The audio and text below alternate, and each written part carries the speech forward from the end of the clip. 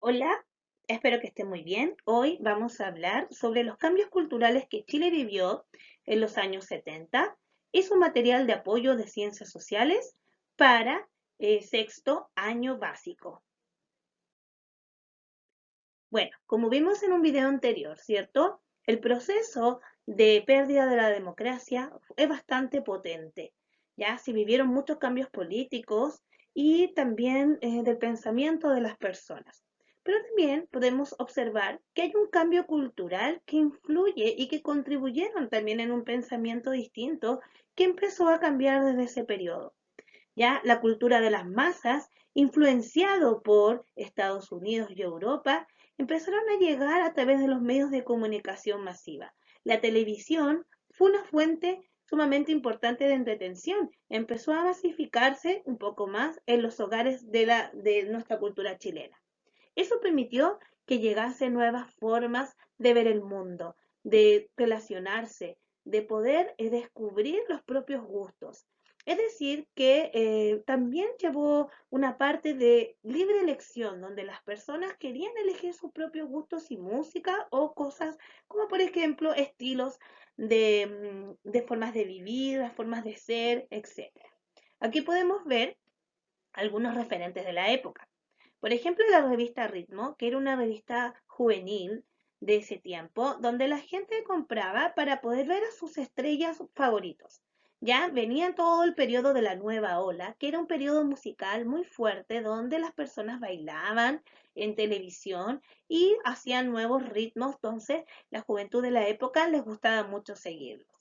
Las micros eran nombradas según el recorrido que realizaban y muchas veces no había muchas normas del tránsito, pero la gente hasta el día de hoy las recuerda con cariño, ya que hacían largos recorridos para poder llegar al hogar, ¿ya? Y no tenían estos sistemas como del Transantiago actual.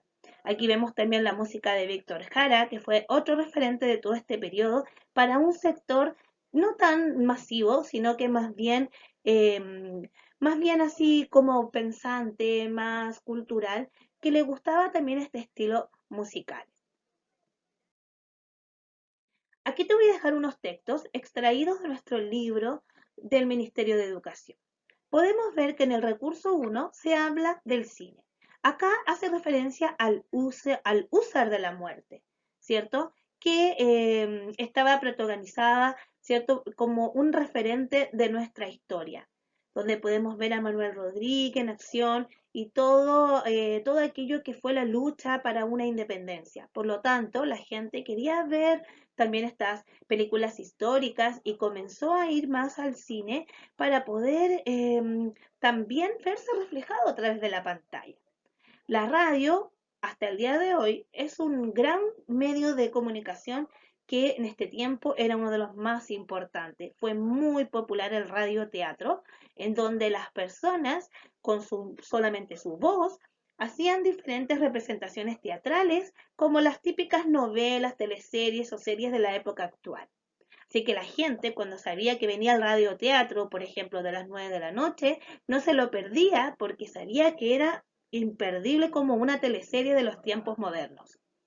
Ahí también podemos ver un tipo de publicidad de los tiempos de este periodo, en donde obviamente podemos observar que la mujer, ¿cierto?, tiene este tipo de cabellera bien arreglada y se usaba mucho, por supuesto, para imágenes como relacionadas con los quehaceres del hogar. Pero en este caso podemos ver que están promocionando un tipo de radio más moderno, las televisiones y las radios empezaron a promocionarse más para que la gente pudiese vivir la música y las comunicaciones de una forma más moderna.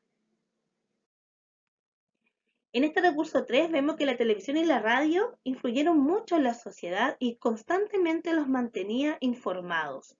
¿Ya? No fue tan fácil, pero la verdad es que la gente ya se sentaba en torno a la radio como una forma de reunión familiar. Era como la hora de la radio para escucharla, la hora de la 11, la hora del almuerzo, ¿cierto? La gente se juntaba y se hablaban también temas políticos, no solamente de entretención. Por lo tanto, la gente estaba muy feliz, aunque la televisión empezó a desplazar y a dejar de lado este medio de comunicación tan popular en ese tiempo, porque era obviamente más atractivo ver a una persona, ver así en vivo cómo te está hablando, que solamente imaginártelo. ¿Cómo relacionas el surgimiento de estos movimientos como de música, movimientos sociales, movimientos culturales, con los medios de comunicación masiva? ¿Tienen relación o no? ¿Y por qué? Sí, no y por qué. Escríbelo en tu cuaderno. Aquí vemos otros recursos relacionados con este periodo y la cultura de masas.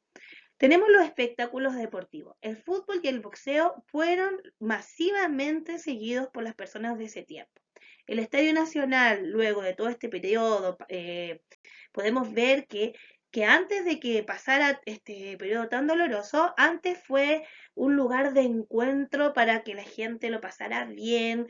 El Mundial del 62 también lo vimos después. O sea, fue un referente donde la gente iba en familia a pasarlo bien. No se veían estos hechos de violencia como se ven en la actualidad con las barras bravas. Todo era mucho más relacionado a la familia. Y la gente le encantaba mucho el boxeo y también tuvo su época de auge.